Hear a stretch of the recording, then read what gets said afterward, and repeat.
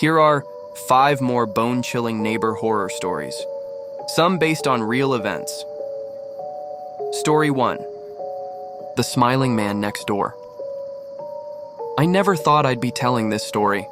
Even now, months later, my hands shake just thinking about it. You know that feeling when something seems off?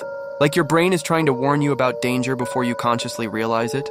That's how it started with my new neighbor. At first, I blamed my imagination. The way he'd stand in his yard at night, perfectly still, always facing my window. It wasn't normal, but I tried to rationalize it. Maybe he was just eccentric? But there was something about his smile, this unnaturally wide, frozen grin that never wavered. And his eyes, they never blinked.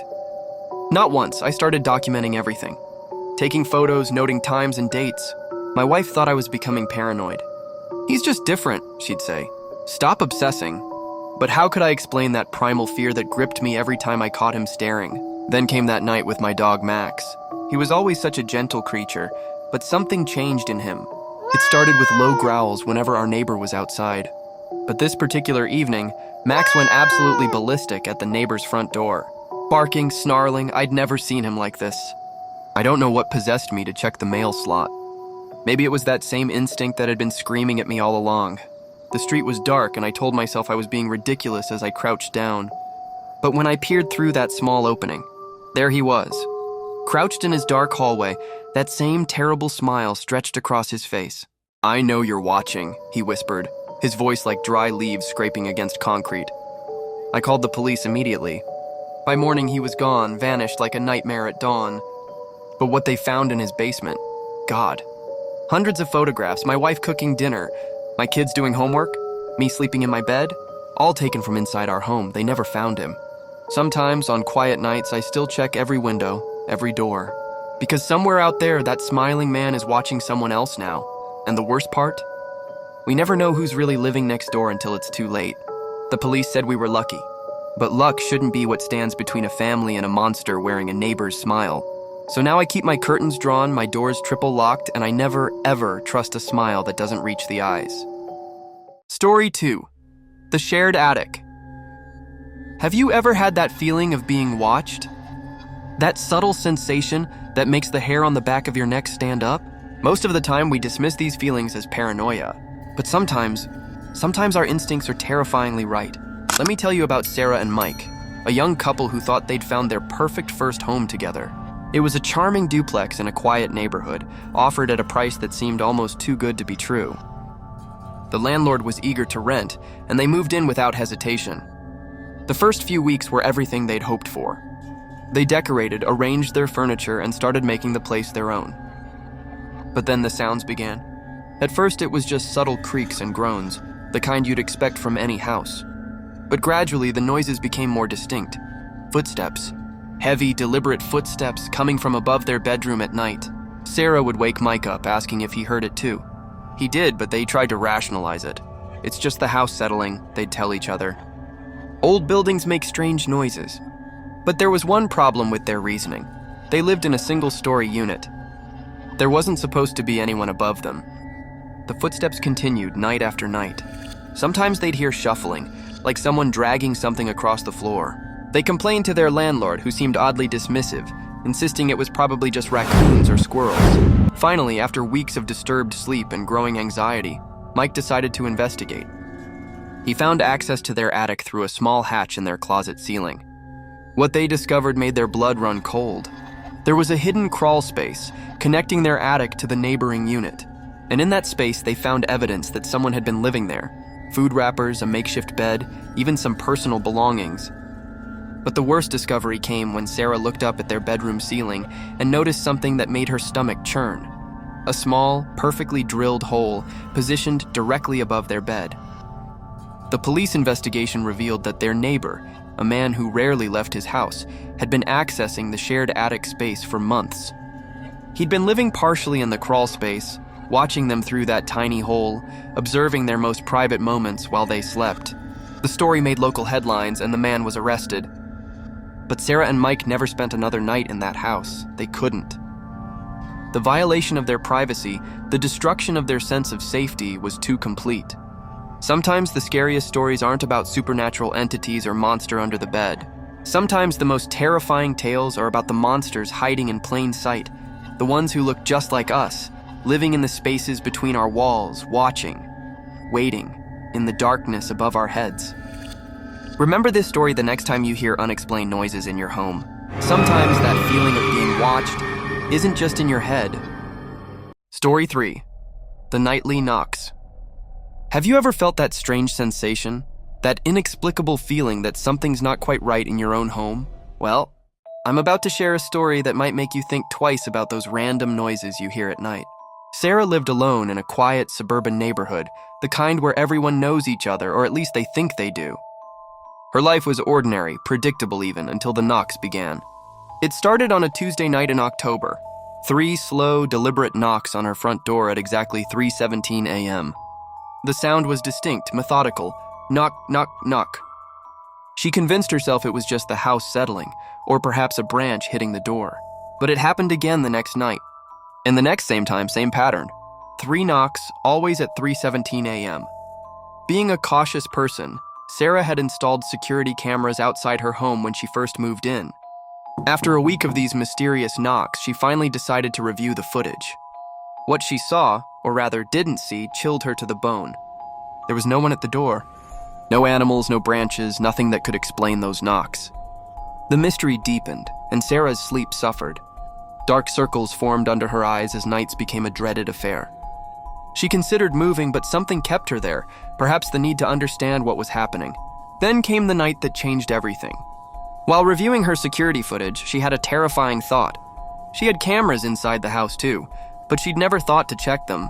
With trembling hands, she accessed the indoor footage. What she saw made her blood run cold. There, pressed against her living room window, was a face she recognized, her neighbor, Tom. The friendly guy who always waved hello, who helped her carry groceries, who seemed so normal. His face was distorted, pressed flat against the glass, and his lips were moving, forming words that made her stomach lurch. "Let me in." Sarah immediately called the police. When they searched Tom's house, what they discovered was beyond anyone's worst nightmares. A carefully constructed tunnel, starting from his basement, leading directly to the foundation of her house. The tunnel was equipped with lighting, ventilation, and even some of her personal items he'd managed to steal over time. The most disturbing part? The tunnel wasn't finished. It stopped just inches from breaking through into her basement. One more night, maybe 2, and he would have been inside. So next time you hear an unexplained knock in the middle of the night, remember Sarah's story. Because sometimes the real horror isn't what's outside your door. It's knowing that someone's been watching, waiting, and getting closer all along. And maybe, just maybe, check your security cameras more often than you think you need to. Story 4. The Borrowed Key. I want to tell you about something deeply unsettling that happened to a friend of mine. You know how we're often told to be kind to our neighbors? To build that sense of community and trust? Well, sometimes that trust can lead to situations that'll make your skin crawl. It started innocently enough. His neighbor, let's call him Mike, seemed like a perfectly normal guy. They'd wave hello, make small talk about the weather, and generally coexist peacefully. One day, Mike came over with what seemed like a reasonable request.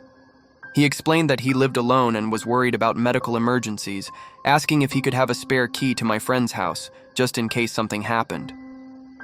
My friend, being the kind person he is, didn't think twice about it. After all, that's what neighbors are for, right? Supporting each other, looking out for one another. He handed over the spare key and life went on as usual. Or so he thought. About a week later, strange things started happening. He'd wake up to find items slightly out of place, but nothing major enough to raise immediate alarm. Maybe he was just being forgetful, he told himself. But then one morning, he walked into his kitchen and found his refrigerator door slightly ajar, with food clearly missing. Now thoroughly concerned, he checked his security camera footage. What he saw made his blood run cold.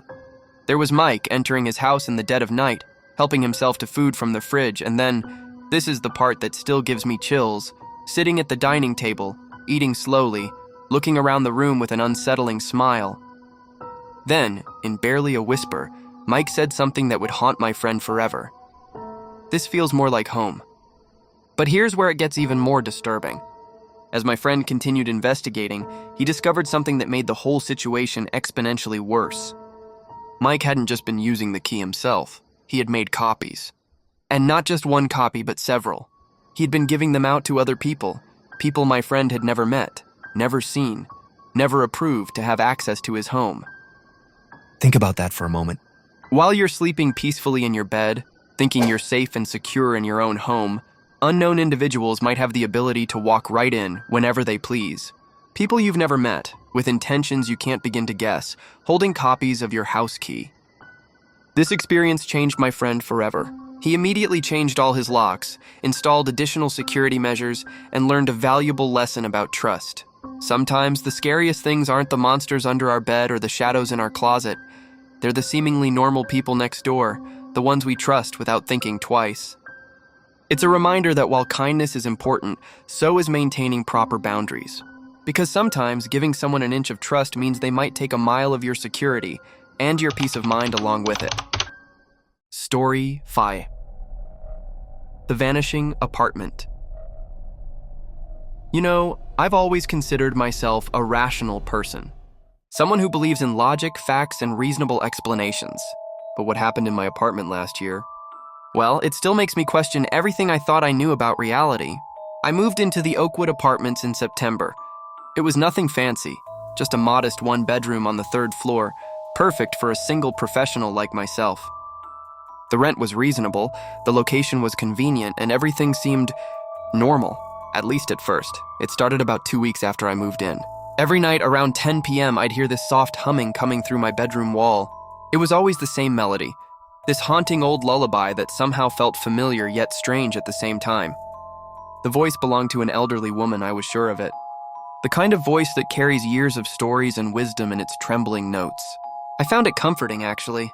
I'd lie in bed, listening to this unknown neighbor's gentle humming, imagining what she might look like. Sometimes I'd even fall asleep to it, like a child being sung to sleep by their grandmother. After about a month, I decided it was time to properly introduce myself. I baked some cookies, chocolate chip, everyone loves those, and walked next door. I remember my hand hesitating before knocking, though I'm not sure why. Maybe some part of me already knew. The door wasn't locked. It creaked open at my touch, and what I saw, deep breath. The apartment was completely empty. Not just unfurnished, abandoned. A thick layer of dust covered everything. Spiderwebs stretched across corners. The windows were grimy with years of neglect. I ran to the building manager, convinced there must be some mistake. His response chilled me to the bone. "That unit's been vacant for 3 years," he said. "We can't rent it out because of some issues with the paperwork." I barely slept that night, trying to rationalize what I'd experienced. Maybe the sound was coming from upstairs, or perhaps from the pipes, but then at exactly 10 p.m., whispered. The humming started again, only this time it wasn't coming from next door.